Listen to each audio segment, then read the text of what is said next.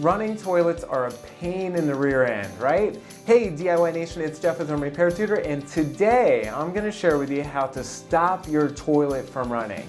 And no, I'm not talking about running on the track. I'm talking about water being wasted inside the toilet tank. You're going to need a limited number of tools. It's not going to take you forever, maybe 15 to 30 minutes max, and you're going to save yourself a considerable amount of money doing it yourself. So let's not waste any more time. Let's get started. All right, here are the three tools that you need. You need a pair of wire cutters or snips, something that can cut wire, a flathead screwdriver, and a Phillips head screwdriver. So that's it. Those are the three tools that you need. All right, let's go into the magical land that is the toilet tank.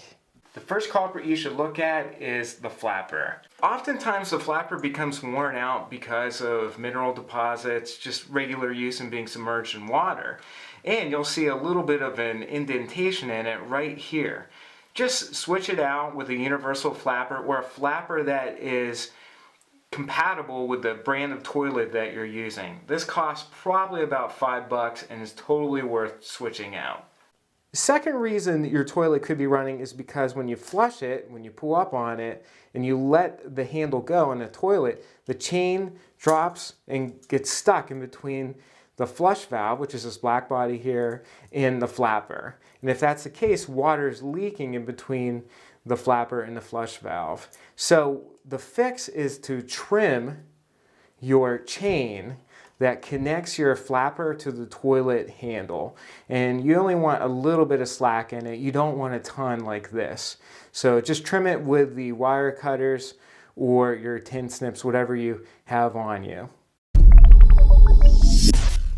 Third reason that water could be running is because the water's going into the overflow tube right here. And that means that the water level in the tank is too high.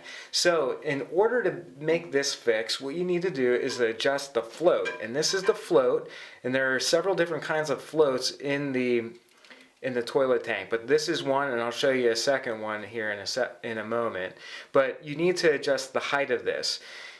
Essentially, the problem is this float is too high. So in order to lower it, there's a little adjustment screw right here. To lower the float, what you need to do is turn this screw with your screwdriver to the left. And that will lower the float and, in essence, also lower the water in the toilet tank. A general rule of thumb is to make sure that the water level in the tank is anywhere from 1/2 inch to 1 inch below this overflow pipe.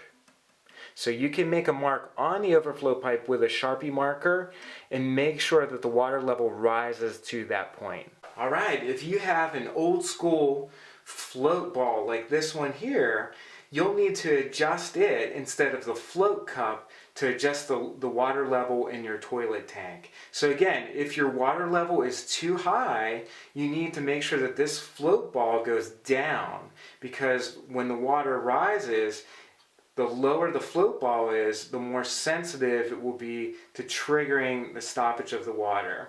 So you can adjust the height of this float ball in two different ways. You can bend the float arm, like right here, or like in this case, there is a screw right here that you can tighten or loosen. And when you do that, it's very subtle, but it will raise or lower the float ball. So that's how you adjust the water level with a setup like this one. If you have a diaphragm fill valve, you need to adjust the float arm right here to adjust the water level in the tank. Again, if the water level in the tank is too high, your toilet will run because all the water is going to go down into the overflow pipe. So if you can see in this tank, the water is so high that it's just overflowing into that pipe. So I'll recreate that for you right now. So if I turn this counterclockwise, the screw counterclockwise, the float arm rises and the water goes down into the overflow pipe. So what we need to do, or what you need to do to stop this from happening, is lower this float arm by turning the screw on top of the diaphragm fill valve clockwise. So turn it clockwise you'll lower this ball here and you'll lower the water in your toilet tank and stop the toilet from running. If you've done all of these repairs and your toilet is still running, it could be because you have a bad fill valve. And the way to spot that is if this float cup doesn't rise whenever the water in the toilet tank is rising. And if that is the case, just go ahead and replace this whole unit. A universal fill valve costs maybe 10 bucks, and this is a super simple, easy repair that you can definitely do yourself and save a ton of money in the process. Well, I hope this video helps you with your own running toilet. If you have a particular question, always know that you can send me an email and I'd be happy to assist you with your own project. Remember, if you haven't already done so, you can sign up for my email newsletter over at homerepairtutor.com. A new one comes out every single Friday, and it's really meant to help stop you from wasting time or feeling overwhelmed with your own DIY projects. Plus, as a bonus, you'll save a ton of money in the process by reading a lot of the tips and tricks that I have. So, until the next video, I hope you have a great day, and I'll talk to you soon.